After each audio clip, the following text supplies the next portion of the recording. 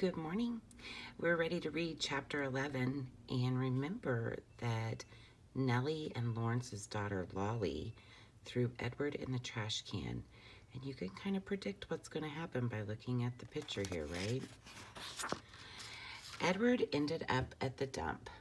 He lay on top of orange pills, coffee grounds, rancid bacon, and rubber tires.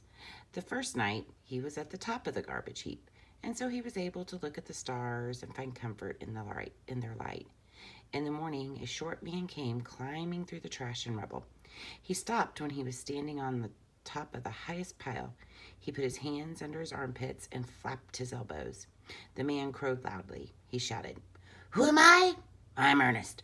Ernest, who is king of the world. How can I be king of the world? Because I am king of garbage, and garbage is what the world is made of. Therefore, I am Ernest, Ernest, who is king of the world," he crowed again.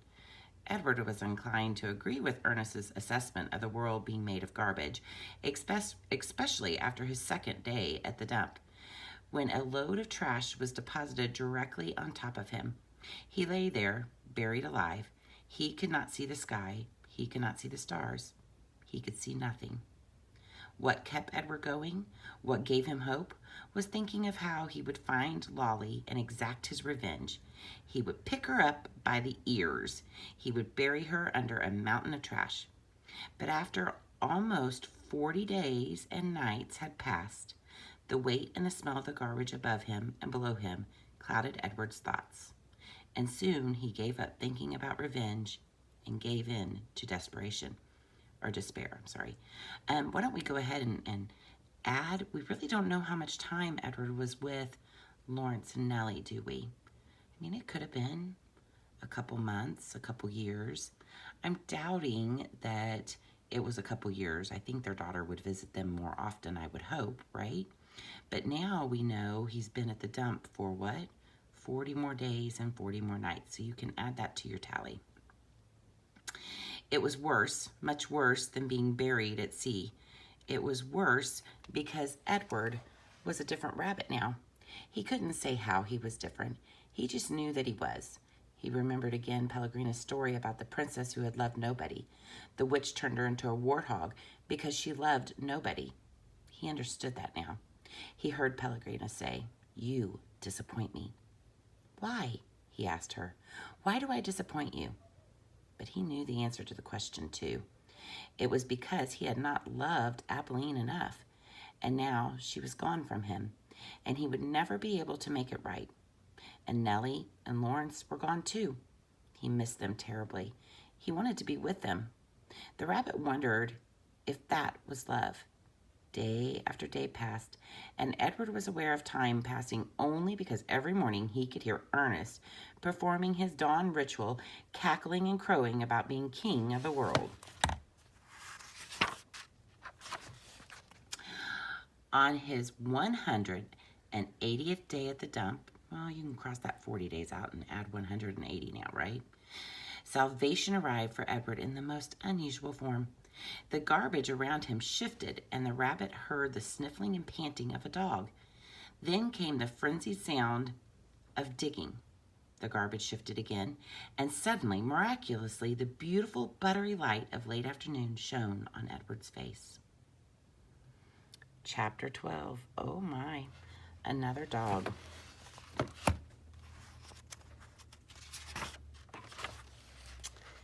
Edward did not have much time to savor the light, for the dog suddenly appeared above him, dark and shaggy, blocking his view. Edward was pulled out of the garbage by his ear, dropped, and then picked up again, this time around the middle, and shaken back and forth with a great deal of ferocity. The little dog growled deep in his throat, and then dropped Edward again and looked him in the eye.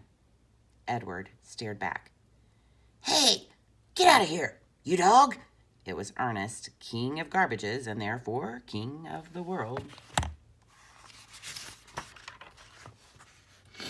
The dog grabbed Edward by his pink dress and took off running. "That's mine! That's mine! All garbage is mine!" Ernest shouted, "You come back here!" But the little dog did not stop. The sun was shining and Edward felt exhilarated. Who, having known him before, would have thought that he could be so happy now, crusted over with garbage, wearing a dress, held in the slobbery mouth of a dog, and being chased by a madman? But he was happy. The dog ran and ran until they reached a railroad track. They crossed over the tracks, and there, underneath the scraggly tree and the circle of bushes, Edward was dropped in front of a large pair of feet. The dog began to bark. Edward looked up and saw the feet were attached to an enormous man with a long, dark beard. "What's this, Lucy?" said the man. He bent and picked up Edward. He held him firmly around the middle. "Lucy," said the man, "I know how much you enjoy rabbit pie." Lucy barked. Yes, I know.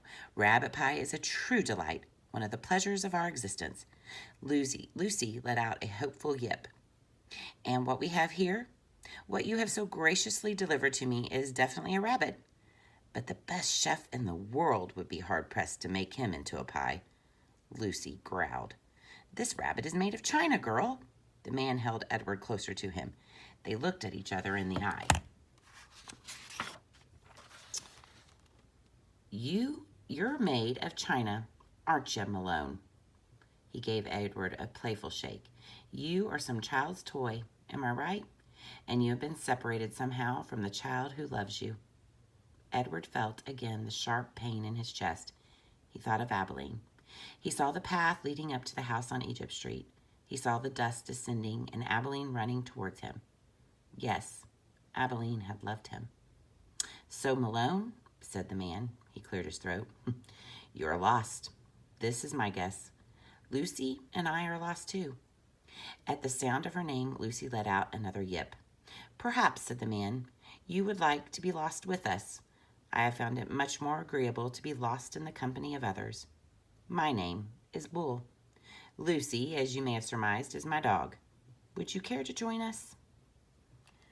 Bull waited for a moment, staring at Edward, and then with his hands still firmly around Edward's waist, the man reached one enormous finger up and touched Edward's head from behind. He pushed it so it looked as if Edward were nodding his head in agreement. "Look, Lucy, he's saying yes," said Bull. "Malone has agreed to travel with us. Isn't that swell?" Lucy danced around Bull's feet, wagging her tail and barking. And so it was that Edward took the road with a hobo and his dog. And now, after 180 days at the dump, we're not really sure how long with Nellie and Lawrence, and what was it, 260 some odd days at sea, Edward is now Malone. We'll tune in tomorrow for the next chapter.